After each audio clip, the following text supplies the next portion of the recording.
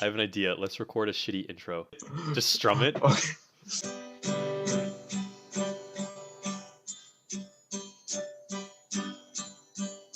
This is the Zach and Aakash show.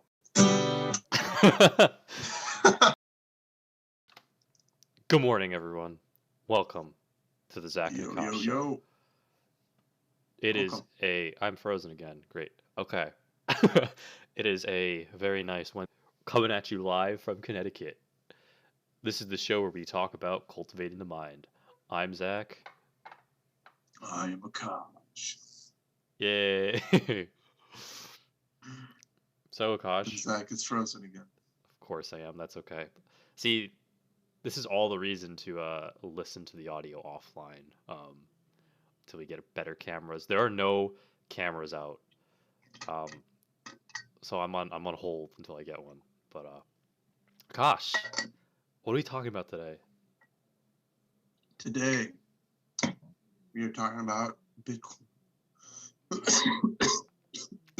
I know it's very exciting.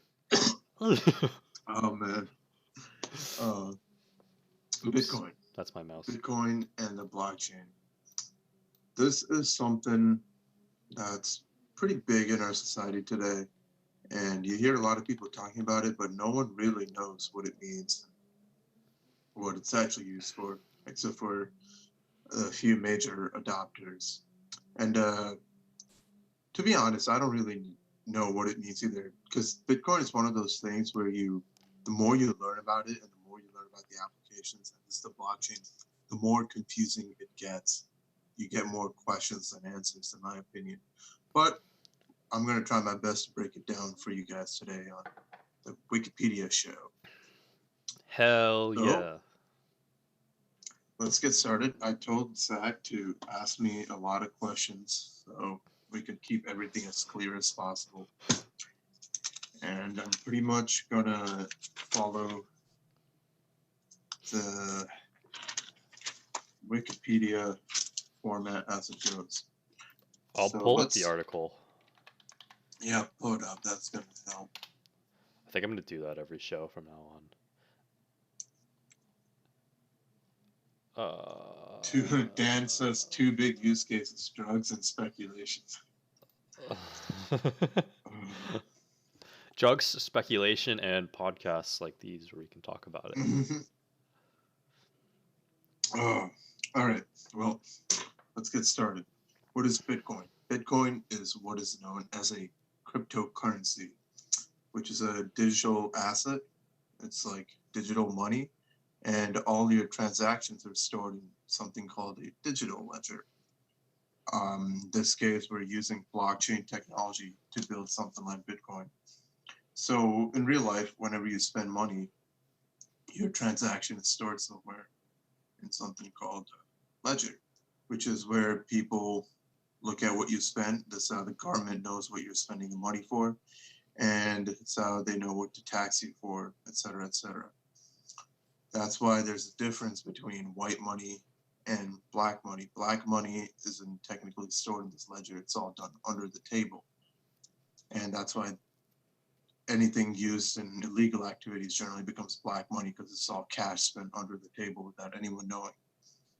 With Bitcoin, that isn't an issue. Anyone can spend any money. It's all stored in a digital ledger, which is public, but it's kept anonymous or pseudo-anonymous, where all the transactions are kept visible, completely public. You can see which address sent money to which address, but there's no real way to link that address with the person unless they want to be linked.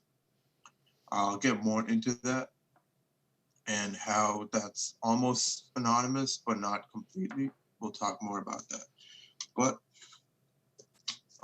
one of the biggest things about Bitcoin is there's no central bank or administration. It's what you would call decentralized, which means, let me find my bullet points about decentralization. So there's no central authority. No one says what you can use the money for, what you can't. It's your Bitcoin. You can do whatever you want with it. No, you can send money wherever you want. There doesn't have to be a transaction fee. We'll talk more about transaction fees in a bit. There's no central server, so all the code is run.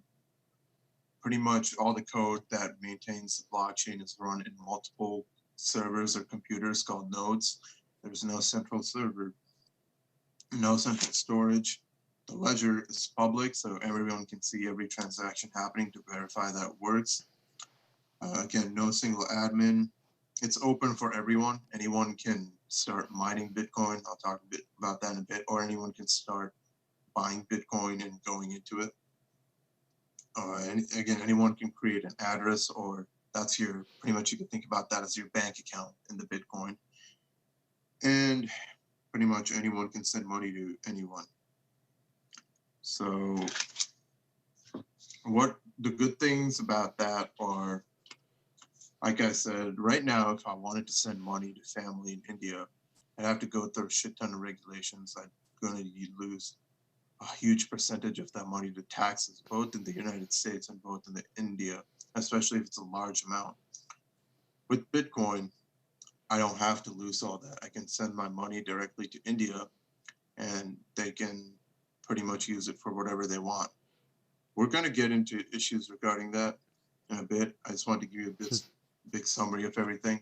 So let's quickly dive into the history of it. Right? This dude, or a group of people named Satoshi Nakamoto, which is just a name given.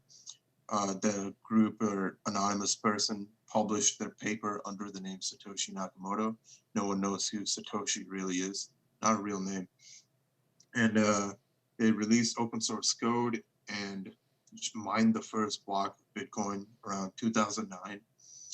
And he sent the first Bitcoin to this guy named Hal Finney, who was creator of a very important algorithm used in the Bitcoin network. And the first known purchase with Bitcoin, can you guess what that is? The first known purchase for Bitcoin? Fuck, dude, I should know this. I remember reading this part.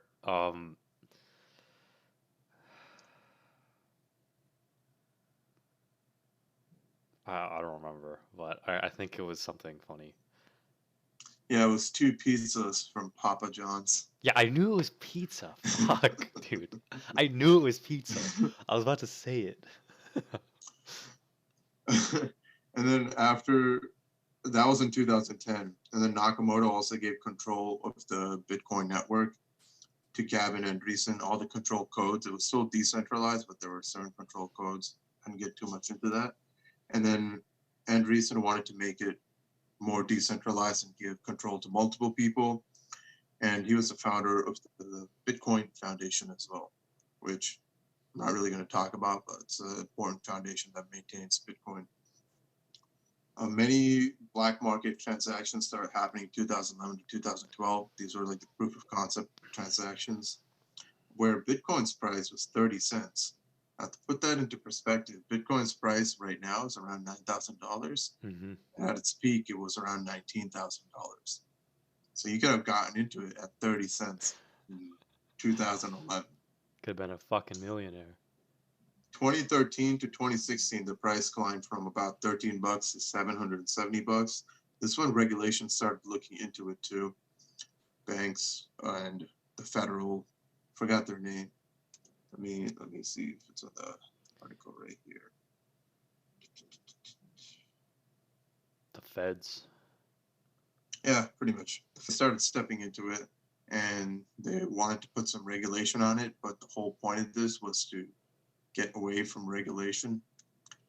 So Bitcoin enthusiasts weren't too happy about it.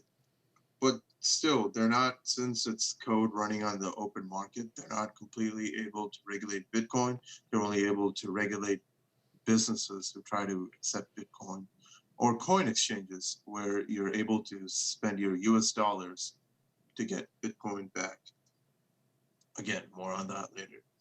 And then 2017 to 2019, Bitcoin went up. This when Bitcoin really became popular among the general public. Its price rose all the way to 19K. This when huge buzz started coming out, and everyone was like, "Oh man, I'm into Bitcoin. It's great for investment, all that." Eventually, of course, it wasn't public. It came crashing down. All the prices. Bitcoin is still running. And but because of that, a lot of people got into blockchain. So Bitcoin isn't blockchain. A lot of people get confused on that. Blockchain is a technology that Bitcoin was built on top of as a proof of concept, or first there's I guess money on the blockchain, like cryptocurrency was the first example. Since then, there's been many other alternate coins and such. Litecoin started in around 2011, 2012. I forget exactly when. There's something called Ethereum, which is a cool, cool technology on the blockchain because it allows you to code something called smart contracts. So it allows you to code your own applications on the blockchain. I'm not going to really get into that today. I just want to give you guys an idea of how Bitcoin itself works. Hmm. And with an idea of that, you can pretty much understand how every other alternate coin works. Ethereum, it gets a bit more dicey, and other interesting blockchains like that. It really gets into coding different things and cool new technologies, which we don't need to worry about today. Today, we're just going to talk about basics of Bitcoin So and how let's that works. let's real quick summarize everything that's been said. So, from my understanding, a Bitcoin, I guess you could think of it like a commodity. Like you buy it like a stock. Um, yeah, you buy it like a stock. If you want to make transactions, it's all on a public ledger. Somewhere we can all look at it, but it's semi anonymous. Um, yeah, Mm-hmm. it just like avoids a bunch of unnecessary regulations. Yeah, it's anonymous because you can see all the transactions from which address to which address it's going to, but you cannot really link the address with the person directly. At least not how it's coded. We'll see soon how people start to do that. Okay. Yep. And again, we don't know who exactly the creator of Bitcoin is. It's Satoshi Nakamoto, but that's a fake name. All right, Are you Satoshi? dude. You were supposed to find out I created the Bitcoin when I was 10. I wouldn't be surprised. Oh, okay. Let's see. So I have this written down in the Wikipedia's way, but I'm trying to figure out the best way to order this. All right, let's just go that way. And again, Zach, ask any questions if it ever Are you gets more confusing. so you're following Wikipedia's structure? Yeah. Okay, okay. So we're gonna talk about design right now. So one Bitcoin is the unit for Bitcoin. Yep. And remember, you have to shift your perspective. Don't keep mapping Bitcoin to the US dollar in your head. You have to shift your perspective to view Bitcoin as its own money. So there's one Bitcoin. There's also one Satoshi, which is 100 millionth of a Bitcoin. Those are the two main units. There's also milli Bitcoins, or just like how you can do a millimeter or something like that. You can break down Bitcoin, but the main terms used are one Bitcoin and one Satoshi. So you should think of it like gold or silver instead of No, legit, think about it like a just dollar. like a dollar. Yeah, okay. Yeah, think about it as a dollar and a penny. A dollar and a penny. So it's just like a money. Yeah, just money. Okay. Because that's what it is. It's money, but it's digital. There's no physical money. Which honestly, if you think about it, that's how a regular money is anyway. Most of it is digital. Yeah. Some of it is on paper. And okay, so Bitcoin is created on a blockchain, which is a bunch of so the blockchain runs on a bunch of different computers. These computers are called miners. They're called, or they can also be called nodes in the network.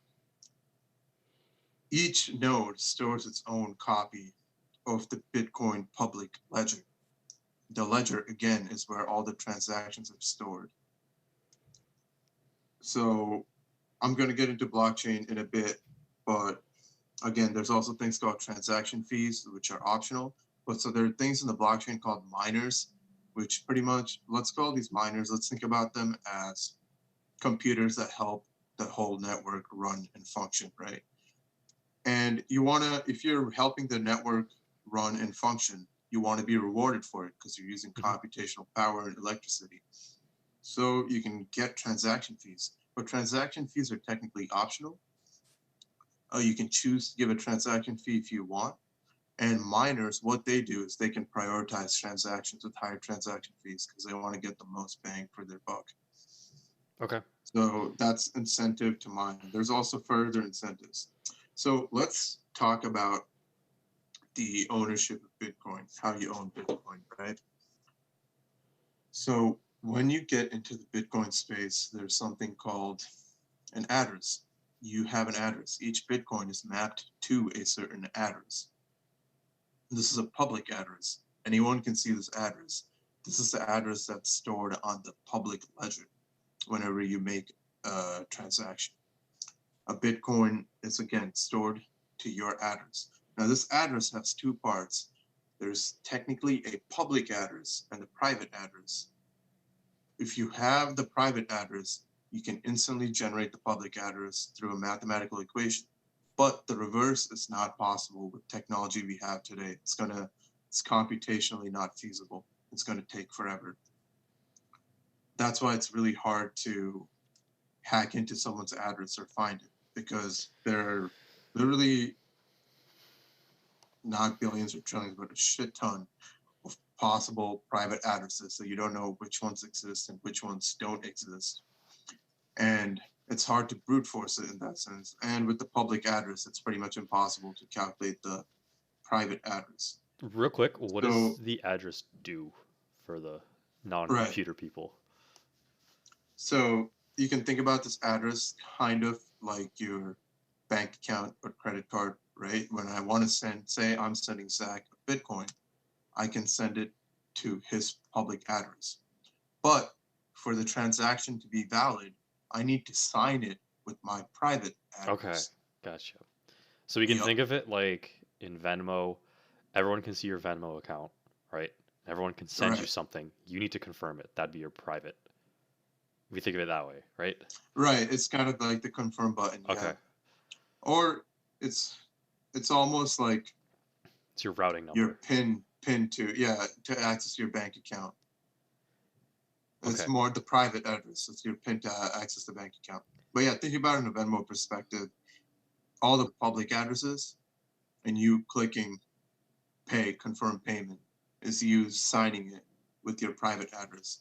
Okay. Now, the private address is really important because if someone has your private address, they have access to all your Bitcoin and they can do whatever they want with it. You can just sell it. So you want to keep that stored away and make sure no one else can find it.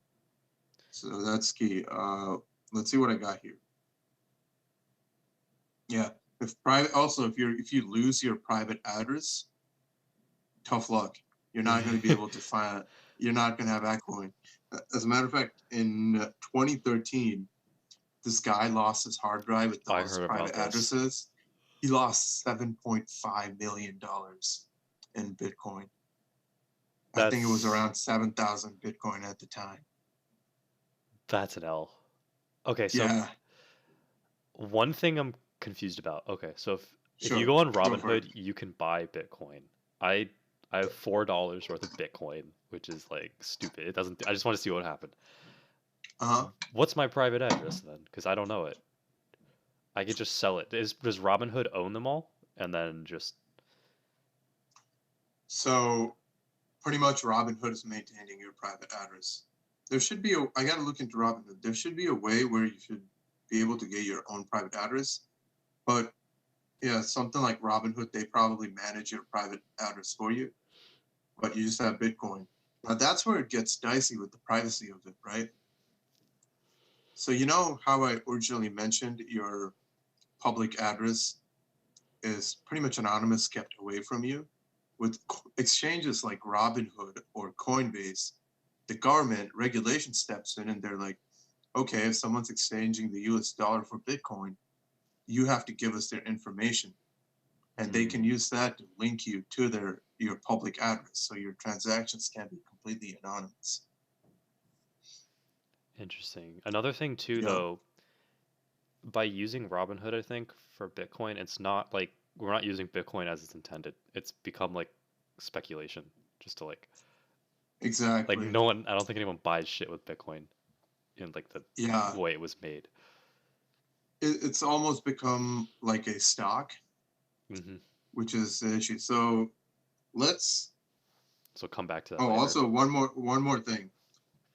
20% of Bitcoin is considered lost just from people losing their private addresses.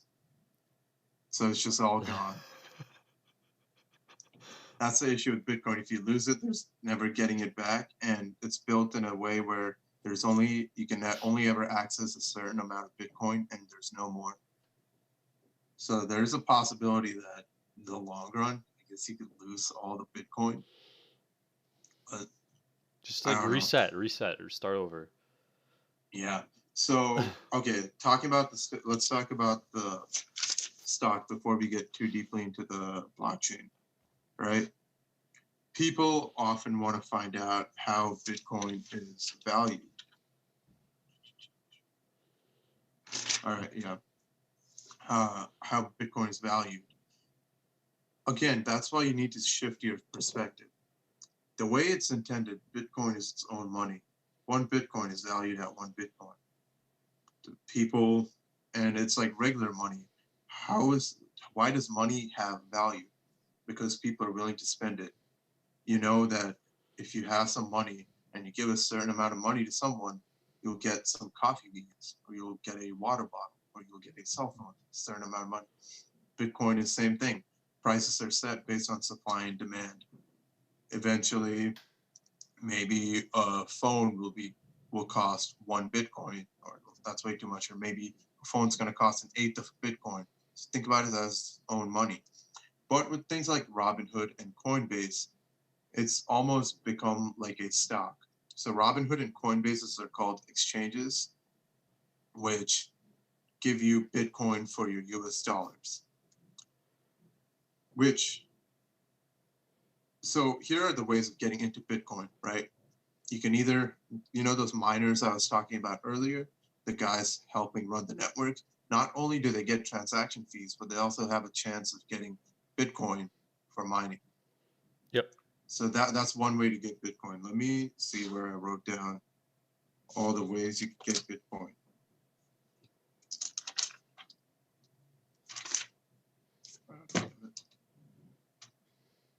I think for these, I got to start writing down the order I want to talk in. All right. Anyway, I can't find it right now. But that's a major way to get new Bitcoin Just to through mine that. it. Yeah, to mine it. That's how you unlock new Bitcoin from the blockchain network that's running Bitcoin.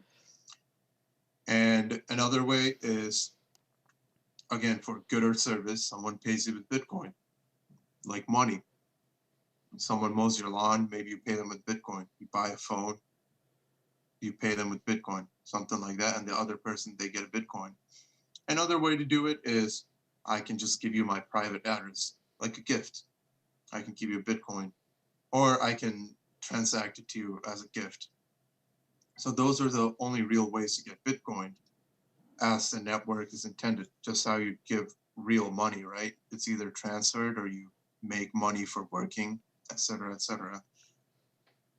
But people are starting, like exchanges are starting to attach a monetary value to Bitcoin so that you can trade in money to get Bitcoin, which is just making it easier for the general public, people who have access to all this money but not Bitcoin, to get into it without becoming a miner or without getting gifted it. Mm. Now, this price, it's not really a price controlled by the blockchain or anything. It's economics. It's controlled by supply and demand. Just like the stock market, if you know how stocks work. Mm-hmm. Bitcoin is valued at how much the majority of the population is willing to pay for it. So if there's higher demand, the price is going to go up. If there's lower demand, the price is going to go down. Now, Bitcoin is built in a way where, like I said, there's an absolute cap of Bitcoin. I think it's around 21 million Bitcoin that you can get, and there will be no more. So this creates some form of scarcity, meaning after one point, there's only a finite amount of the resource. So after one point, the price is going to keep going up and up because there's no, I guess there's no inflation from Bitcoin after a certain point. It gets capped out. Okay. Does that make sense? Yeah. So what happens when they run out? Is it That's just it. it's just There's still transaction going to be, fees? yeah, the miners are only going to get transaction fees. They won't get any more Bitcoin. That's coming up soon, right? Isn't it like a So, half okay. every year or something? Yeah, it happens around every 4 years, but I Or think okay, it's of actually course. about every 210,000 blocks or something like that. Let's see where I got that. I remember reading that in the article a while back. To run it out. Yeah, every 210,000 blocks, the reward. So the reward is pretty much the amount of Bitcoin you get from mining a block becomes halved, which just happened a few days back. Actually, it was a big halving, so a lot of people were hyped about the halving happening, and you might have seen Bitcoin prices go up because of that too. So the things like exchanges, people always ask how Bitcoin is valued. And like I said, it's about how much people are willing to pay for it. When you buy Bitcoin from something like a coin exchange, you pretty much say you can like a stock, you can either put in a market order, which is give me one Bitcoin at the best price, the market price, or they can put in a limit order, which is I want to buy one Bitcoin at this exact price. And the exchange tries to find someone willing to sell at that price. And you pretty much average what most of these transactions, what price they're being made at, and you get the market value for Bitcoin, which goes up and down. Again, very similar to the stock market. And this coin exchanges are another big issue around them is remember how I was talking about how Bitcoin is decentralized? With coin exchanges, it becomes somewhat centralized because they have to set up stores of Bitcoin. So they always have Bitcoin to send and receive. So They know who's and, trading. yeah, they know who's trading. That's an issue. And also, with those people, Bitcoin is being traded from money to Bitcoin, so it's all being done on regular servers, on centralized servers. So those are much easier to hack into. So if you want to find a way to hack into and steal Bitcoin, it would be from an exchange because it's hard to hack the Bitcoin network itself, the blockchain that it runs on. And yeah, so pretty much think about Bitcoin in this sense as a stock when you're actually trading it for money. But ideally, it's more of a income source or not income source than an actual piece of money, like a piece of paper or something like that, that you just give for an exchange of a good or service. Damn. See, that's the issue though, is it's like I said before, it's not being used how it was intended. Like it wasn't supposed to be a stock. It was Yeah, supposed to be like a it's not better. supposed to be an investment. It was just supposed to be a better currency. Yep.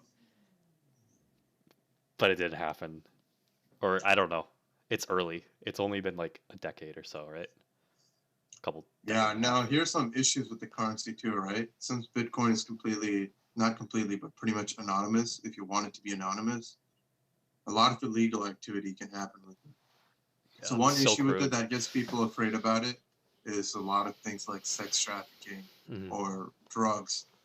And the black market store called Silk Road, a lot of transactions are done using Bitcoin so that people can't find out about it. So definitely negative use cases. But the positive use case for the general audience is there's no one controlling your money. You get to use it how you want. There's no big authority, big brother watching over and telling you what you can do and what you can't do with your Interesting. money. And think about it, no taxes on that. You got your little transaction fees, which is much lower. It's like 0.03% or something. You can set it to whatever you want, but no taxes. Think about that, which is bad from a government perspective and running a country perspective, but from a utility perspective, from person to person, it's great. Mm-hmm. You don't have to worry about that. I have a feeling Bitcoin, like Satoshi, was like a criminal organization. Like it was made. Could be, dude. I have a feeling it was made for illegal activity. I don't know though, because a lot of people who create the tech, or at least the technology, a lot of what was created with the proper mindset of a decentralized economy. I guess. I don't Yeah, know. I don't think he did it for a strictly criminal purpose, but I don't know if they necessarily. I think it's more they knew it's an impossibility and they didn't care more than anything. But why are they anonymous? Dun dun dun. Because I think originally, if people found out who he was, they could have him shut it down. Because again, the government doesn't like this. Interesting. It's Yeah. very like sci-fi, you know? Like, don't you get that like sci-fi vibe from all this shit? A little bit, It's kind of but like I think that's also because it's been put in that lens quite a bit. it's just so weird. But it is very sci-fi in that it could get to a point where you can just transfer Bitcoin by like touching something with your finger. All you need is a little chip on you. I guess you could do that with regular money too. But it's not just that. Since it's a digital currency, it's very cool because you can break it down into Satoshi or even smaller. So you can break down Bitcoin as small as you want. So you can make microtransactions, which is really cool because say there's something like a stream of data, right? Your company's collecting data and they're streaming it to another company. Instead of paying for data as a bulk, you can pretty much pay for the data for each second of data. You can pay for it by bytes per second or something. You can make all these minuscule transactions you could do before, and they all happen about every 10 minutes ish is when. So Bitcoin, it does take a while. An issue with it is Slow. it's slow. Every 10 minutes, a block is mined. I'm going to get into that. But it might not necessarily be a block with your transaction since there's so many transactions happening at the same time. So it's going to be a bit before the block with your transactions mined. So that's one of the issues with it. Got 7 Bitcoin keys right here. 7 Bitcoin. I found them. Honestly, so the Winklevoss twins, which are Oh they're God. big because they were helped in founding Facebook and all. They were huge supporters of Bitcoin from the beginning. They have millions in Bitcoin, right? Really? And what they do is they print out all their addresses on a piece of paper, and digitally, all occurrences of it is completely wiped out. So it's just on a piece of paper. They print out multiple copies of it. What they do is cut each address into different pieces, put them in envelopes, and store them in different places across the country, or actually across the world. So even if one envelope was found, they wouldn't be able to get their Bitcoin, and they'd still have access to it because they have multiple copies. Dude, what the fuck is this modern treasure hunt? Yeah, dude, it's crazy. It's like 200 These years. guys They're like, they went we're gonna OD with it. find. It's like 300 years later. It's like post-apocalyptic, and you're like, all right, the only currency that people take now is Bitcoin. But we know the Winklevosses have distributed different pieces of these fucking Bitcoins around the country, and you got to go hunt for them. National treasure. Because even if you do hunt for them, dude, think about it. They have a shit ton of private addresses probably. Yeah. And stored in, so it's pretty much storing your money in multiple different bank accounts. So if any one got hacked, you'll still have access to all your others. And also, these addresses have been snipped into 4 or 5 different pieces of paper too. So any 2 envelopes, you don't know which one goes with which. They probably have some secret way of figuring it out. Jesus Christ. That's pretty cool. I did not Yeah, know that. Very interesting. yeah. Wow. Yeah, that's cool. So, all right, we're going to talk about the blockchain now. It's about to get a bit. It's going to get a bit difficult, but stick with me here. Okay, Right. I'm ready. Bitcoin is built on a blockchain. Bitcoin itself is not the blockchain. The blockchain is technology. Here's how it works. So we'll start with something called your address. We talked about your public and private address. Pretty much your private address can be used to generate your public address, Your public address cannot be used for your private address. All right. So the blockchain is each time you do a bunch of transactions, the transactions are put into a block. Yeah, not just your transactions, but a bunch can be grouped into a block, but for the sake of this explanation, we'll just pretend it's one transaction per block. Okay. Your transaction includes your public address, the public address of the person you're sending it to, the amount that is being sent, the date or something like that, this key called a nonce, which is going to be important when we're talking about miners. And also, it's going to contain the address to the previous block. Okay. That's why it's a blockchain. The blocks are chained together with their previous block. And the address of the previous block, it's called a hash, each block. So all this information, I said all the transaction information is used to generate this key called a hash. And this hash is this cryptographic thing where a bunch of inputs lead to one output, but any input, even a slight change, like you remove, say, one number in the transaction, you move the decimal point by one place, the hash becomes completely different and it completely changes. And not only is the hash for a block generated based on the transaction info, it's also generated using the hash of a previous block. Okay. That way, if the previous block changes and the hash of that changes, now it doesn't work out. Now, Zach, go to blockchaindemo.io. Well, it's easier to show you guys how it works. Now,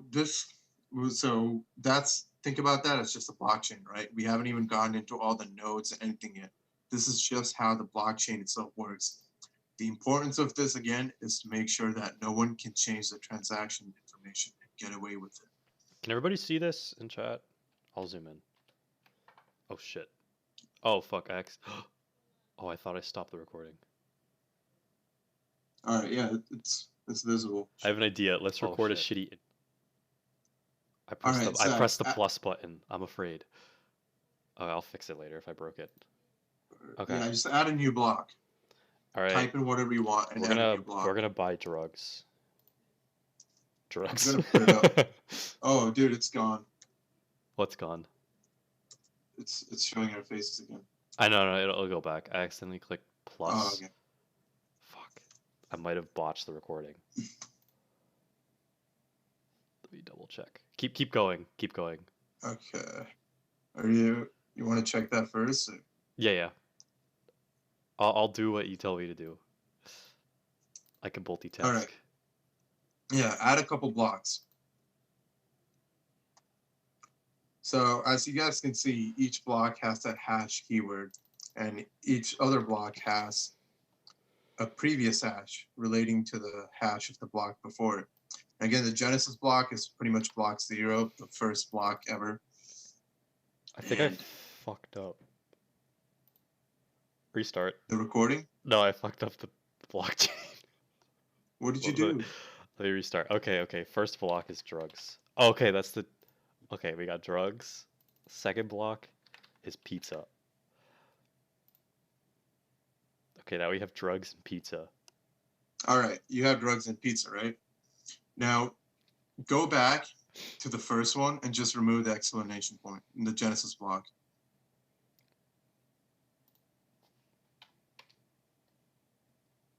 You saw how it became red. Yeah, because if you notice all the hashes, they're all different now. Put the exclamation point back, it should go green again.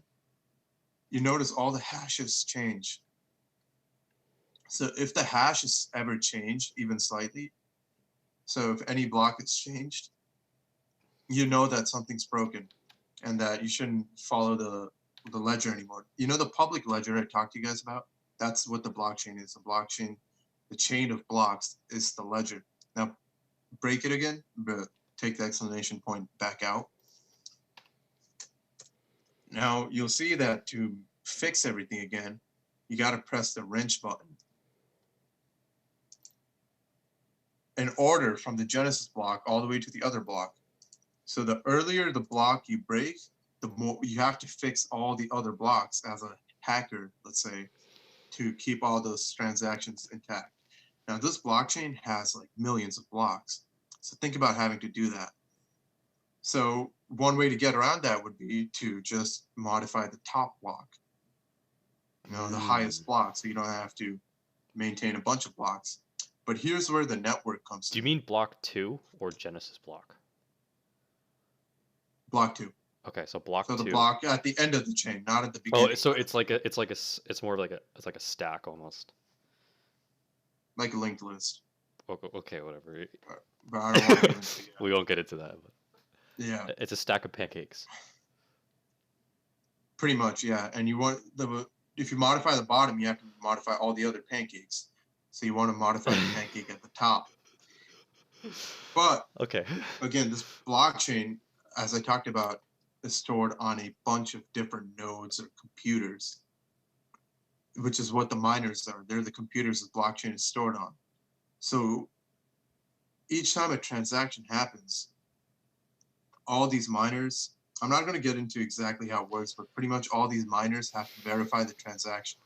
And all these miners have the blockchain stored in their own computer. How much is So how big is the blockchain? Like Bitcoin's public ledger. How big is that? Well, the blockchain itself is just a few gigabytes, Okay. but it's copied and stored in many different computers. And I don't know how many miners there are. So watch, since this blockchain is stored in all these miners' computers, you can't just change it in one computer when you're a hacker. You have to change it in all these computers. Now, for a valid transaction, these computers do this mathematical equation to figure out that everything's valid and everything works, and they pretty much send it to all these other computers and verify it. But for an invalid transaction, you have to manually change it in all these computers, or you need to change it, not in all of them, but the majority of the computers. And that's what people refer to as the 51% attack on the blockchain, where pretty much 51% is going to be majority of the computers. And if you change it in majority of the computers, then they're going to be the overpowering force telling the minority that this is the right version of the blockchain. And okay. It's going to, yeah. So the minority is going to adopt the majority. That was why they did that on Silicon Valley. They were explaining the blockchain. Yeah. Jesus Christ. Okay. But that's the whole reason why the blockchain spread apart, so no one can ever reach 51%. But there were issues where at one point we find out that China had 70% of the network. Or the certain company. So there's also things called mining pools. It's very computationally intensive for one computer to mine a blockchain. So what a lot of people do is they pool up a bunch of servers, and they pretty much all these servers work together to mine the blockchain, and the reward is split apart between everyone in the mining pool. So one mining pool at one point got to the 50% mark too.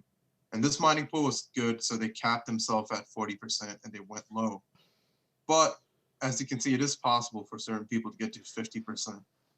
If you're really rich, you can probably get to 51% and start making shit go down. Holy fuck, dude, that's crazy. So it's like you could have, it's pretty much a hostile takeover, but yeah, that's why you want a lot of different people on the network working individually, so there's no 51%. And now another issue with this too is if you involve quantum computing, right? So all the blockchain is based on present day cryptography, which is really good against blocking against current computers. But things like quantum computers are supposed to be able to solve some of these problems much, much faster. Oh. So we still need to figure something out for that. But that's any security in general these days. Once quantum computing is introduced, we're going to need to create a whole new scheme of cryptography. So very interesting field to get into in this day. That's dangerous. Yeah, exactly. So once that's involved, a lot of this can be tough to maintain. But I'm not going to get too much into the cryptography of it, but pretty much that's a 51% attack. Holy shit. So far, blockchain is this chain of blocks, a chain of transactions. It's your ledger, and it's stored in all these different nodes.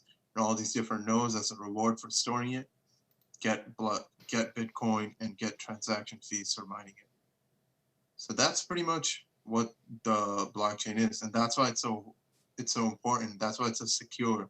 It's because all these different nodes are working to maintain it, and they're working to verify it. Wow. Okay.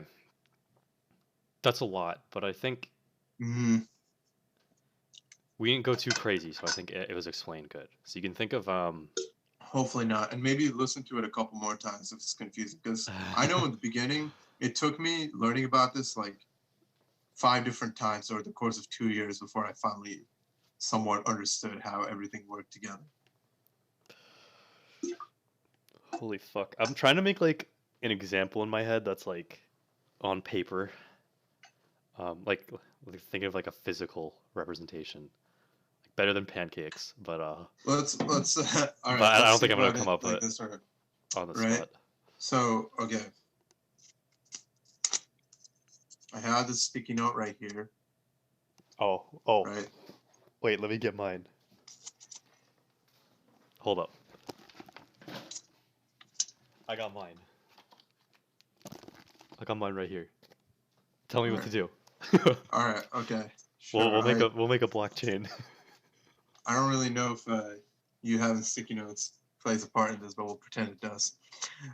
No, I'll be the Right. ledger on my side. We'll both be miners. Sure. Okay. So each block right here, we'll say this is the original block down here. Now, there's been a bunch of blocks. Each of these is a set of transactions, and we had a bunch of transactions added to it. This is the blockchain right here. Now, I have it. And assume that if I change the green sticky note, if I change the green ones, the white one is going to change. And if I change the white one, the pink one's going to change, right? Each sticky note is going to affect the sticky note on top of it. So right now, only I have this blockchain. So I could do whatever I want with it. I have infinite time, so I can change all the sticky notes, and it works. Now I have infinite Bitcoin or something like that. But before I get into that, Zach joins the network, joins the blockchain network. So a copy of these sticky notes gets sent to Zach. It's right Zach here. shows your sticky note. Yep. Right here. Zach actually now has 2 sticky notes. He made 2 notes to join the network. 2 stacks of sticky notes. Yeah. Hold up, 2 stacks. Right here. Not 2 notes. Yeah, 2 stacks. Yeah, there you go. 2 stacks. 2 stacks of sticky notes. Pretend they're the same size. Yeah, they're the same size. Use your imagination. So now, if I have to change it, I have to change not only mine, but I also find a way to hack into Zach's sticky notes and change his sticky notes too. So these are mine. For everything to make sense. So I made these. This is like this is what you have, but you also have. You're gonna get these because I'm making a transaction, right? Dude, you're confusing people, so I don't want you to get the goddamn answer. Okay, keep going. I'll do what you do. No, just put it down. I'm just gonna do it on my end. Fucking shit. See, that's why it's complicated when you have multiple miners. Yeah, all right. God, dude, stop talking. Please stop. Okay, continue. Oh god. I got the sticky note. This is the blockchain right here. Pretend this is a set of sticky notes. These may look different, but they're the same set of sticky notes, all right? So 2 sets of sticky notes. If I just had this, it's easy for me to change it. But now that someone else has this, I have to find a way to hack into it and change that. Now pretend there are millions of these sticky notes. So if I want to make one change, I have to change it in 1,000,000 sticky notes. That's why it's really hard to hack into the blockchain, right? And if I want to make a new transaction, I add it on here. And all the other 1,000,000 sources verify that it works. And then they got to add this theirs? one also this one also magically gets one added onto it. It all gets copied, and they make sure everything stays the same throughout the network. Yeah, Wow. exactly. I Now you're got getting I it. Now got you're getting it. Akash's on mine. Yeah, Wow. Wow. I can see it. I'm a hacker. Okay, cool. yeah.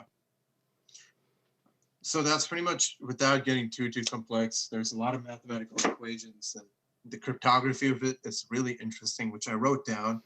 I wanted to talk about it today, but the more I talk about it, the more I realize it's getting more complex Yeah, that might be when another video. talk about it than it was in my head. But guys, for your conversational purposes, right? Bitcoin is just money. It's money. They're stored on something called a blockchain, which is where all the transactions are stored. And it's stored, a copy of it is stored across millions of networks or millions of computers. So it's really hard to hack into it. And the way the blockchain is made, it's very secure. So it's really hard for people to hack into it. And also, that's a huge part of it. It's decentralized, meaning instead of all of this being stored on one node, it's stored on millions of nodes or millions of computers, which, like I said, makes it really hard for it to be hacked into. But also, that means the only thing controlling the rules of the blockchain is the original code written before that's running on all these computers, different copies of that code. So no one else can change it. There's no other authority. So you have full control of whatever Bitcoin you have.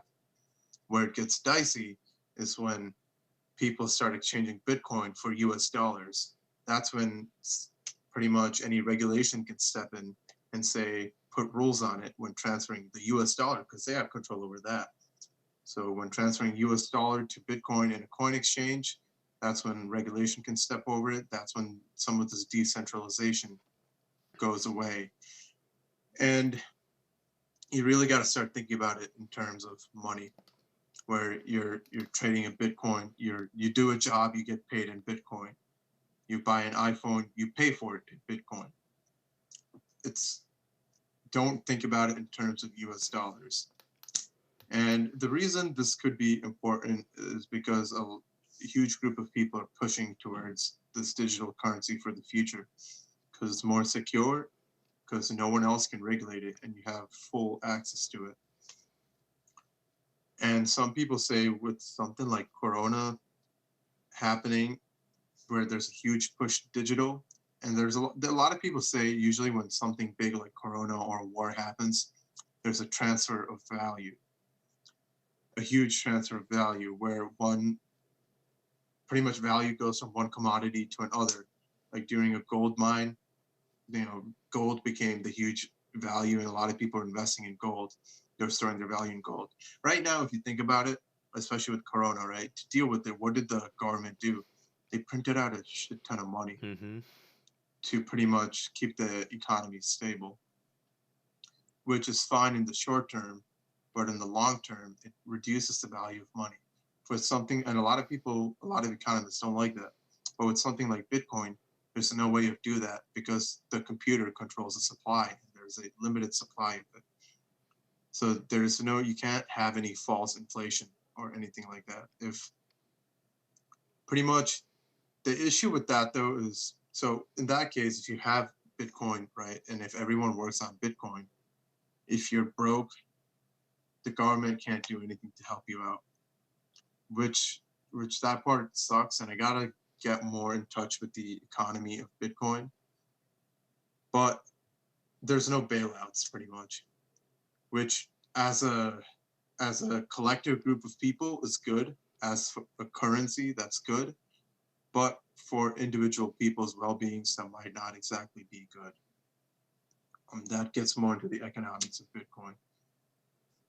But hopefully I didn't confuse all of you too much. Zach, let's do a quick Q&A on anything you're confused about Everybody left. for the past like 5 minutes. Um. So let's just summarize, right? Some mystery man or people created Bitcoin, and Bitcoin is a type of money, and to make the transactions, you use a blockchain, which is basically a shared like book among a bunch of other people. Everyone can read the book, but it doesn't say who exactly the Bitcoin is from. Every time someone makes a transaction, one of the books got to verify everything, and then they got to send out the page to everybody. So, or like send out the new book, or essentially something like that. I'm not sure that You know, which is correct, but yeah. And the issue is that when people start trading US dollars, okay, so you can mine to get Bitcoin, which is all right. basically editing the book and like verifying the book for people. Um, you get money or you get Bitcoin from that. Um, but the issue is when you trade US dollars for Bitcoin, it kind of defeats the purpose almost. Or it, yeah, Yeah, it becomes more like a stock yeah, investment. rather than like a anonymous money. Hmm. And that's the reason it's hard to adapt Bitcoin right now, because it is pinned to the US dollar, Hmm. and that makes it very volatile, the value of Bitcoin itself. You know, like I said before, it was 30 cents, and then it went up to 19,000. Just recently went up by a couple $1,000s. That combined with the delay it takes for each transaction to happen. When I send Zach a Bitcoin for certain services, let's say, he,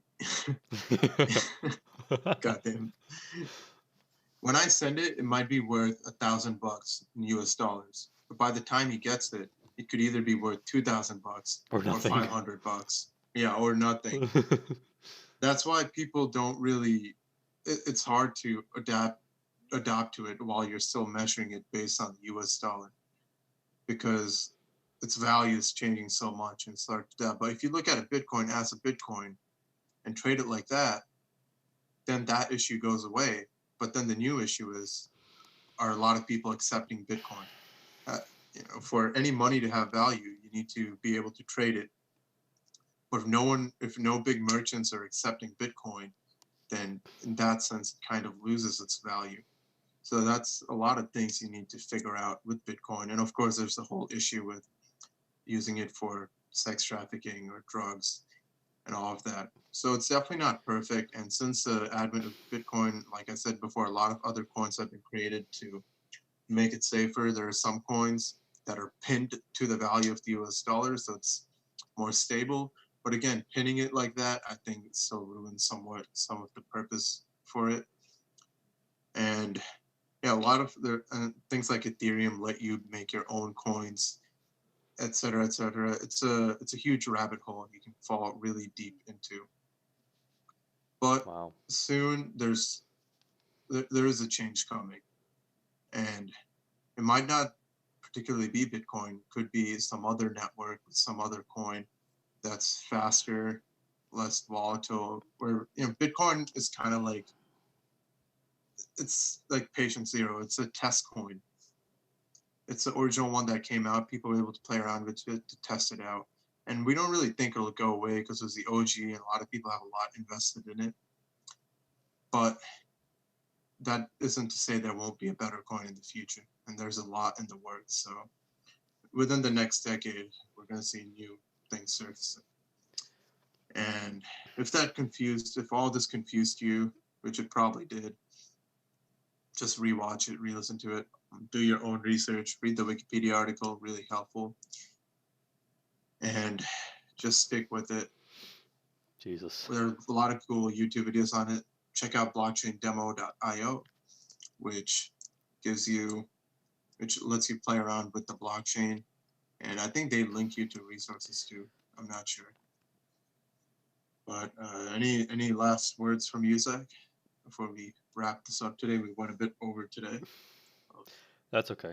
We started a little late, so um I think that one day, I don't know if we'll see it in our lifetime, but one day hopefully we'll shift to a cryptocurrency um that's decentralized. Also, like, if the government doesn't like it, why don't they just, like, if a small company was able to take over 40%, the government could very well just take over and then shut it down. You know what I'm saying? Oh, well, here's the thing. They can't, because if I establish a company and I only take Bitcoin as payment, I'm not technically a company based on current laws. They can't do shit about it. They can't because the reason governments figure out your business is through taxes, them watching you spend money and you earn money while looking at your income, etc. But with something like you just taking Bitcoin, they have no way of verifying your business. No, I mean like the government takes over, like it does a 51% attack and just shuts it down. Oh, well, that's possible for sure. But that's why you need a much more widespread network. And if one government tries to take it over, other governments are probably going to try to take it over too. Unless the governments are working together, it creates an issue on that end.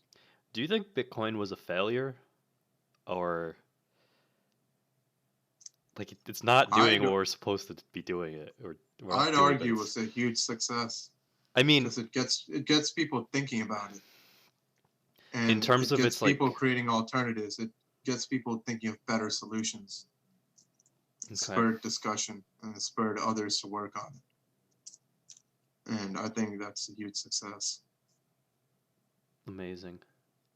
Yeah, the technology that comes out of it is very important. One day, maybe we'll have a Bitcoin 2. Yeah, I definitely think we'll see it in our lifetime, Zach. Yeah. Where it becomes adoption, for sure. I honestly think we'd see it in the next decade. Again, the sooner we get away from exchanging it for US dollars and pinning it to something like that, the sooner we're going to... How do you do that, though? Yeah. More people just need to start accepting strictly Bitcoin for their goods and services. Not strictly, but they need to. People need to start taking in Bitcoin as a form of income. And at this point, we've honestly had so many exchanges that a lot of people already own Bitcoin. People who have Bitcoin need to find a way to distribute it. And the only way they're going to do that is if businesses start accepting Bitcoin. Yeah, because the only way is solely it's like trading it for US dollars right now. Yeah, how money... Right? No. Instead of trading it for dollars, you trade it for goods and services. Yeah, no, I mean merchandisers, like the only way right now is to like trade it for US dollars to get your money's worth. Oh yeah, to get your money's worth. Yeah, because because again, like I said, money only has value if people are willing to give it value. You give money the value. When you choose to trade, when you choose to make a transaction, that's when your money gets value. I recommend, if you found this interesting, I recommend you check out the Economic Machine Made Simple by Ray Dalio. It's a 30-minute YouTube video. I'll watch that. It really teaches you how the economy functions. And once you watch that video, combined with your newfound knowledge of Bitcoin and blockchain now, you'll be able to see why it's important that it can't be pegged to a dollar for it to create its own decentralized economy. Because that's like saying, and so every time you spend a US dollar, you trade it in for euros instead. And you map the US dollar strictly based on euros. Kind of gets into Forex trading at that point. I guess Bitcoin is more like Forex than unstable Forex than stock, but anyway, I digress. Amazing. Mm-hmm. Very exciting stuff. Especially on the National Treasure when we find the Winklevosses hidden Bitcoin. Imagine they set up a scavenger hunt. Have you read the book 39 Clues? I haven't.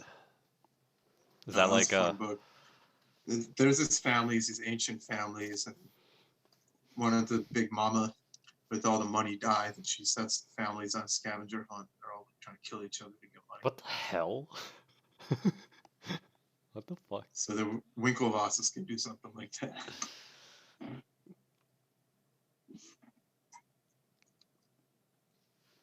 It's fucking absurd. Mm-hmm. Well, with all that said, everyone, hopefully you have new knowledge now. And as always, thanks for watching and listening. If you enjoyed that, or if you have any more questions about it, feel free to let us know on Instagram at the Zach and Aakash Show. If you're watching live right now, up there you can see Apple Podcasts, Spotify, Google Podcasts, all the Zach and Aakash Show. And if you're listening to us, come check us out live one day at 9 a.m. Every Sunday through Monday, or Sunday through Friday at the Zach and Aakash Show on YouTube, or again, all those podcast platforms I told you about. And we will be there. And have a good day. Buy our coin. Zach and Akash Bitcoin. Yeah, buy Zach and Aakash coin. We're gonna make that a thing. Hell no. Oh, also, Dogecoin? Friday we're gonna have a guest, one of our professors from UConn. Talk about, I don't know what we're talking about yet. Hmm? I don't know what we're talking about yet. Oh, we're Is going to it- be talking partially about blockchain stuff. Okay. So We're going to be talking about a lot of things, but watch this episode should set you up to understand more in that episode. David's working on some cool stuff on the blockchain. That'll be a fun episode.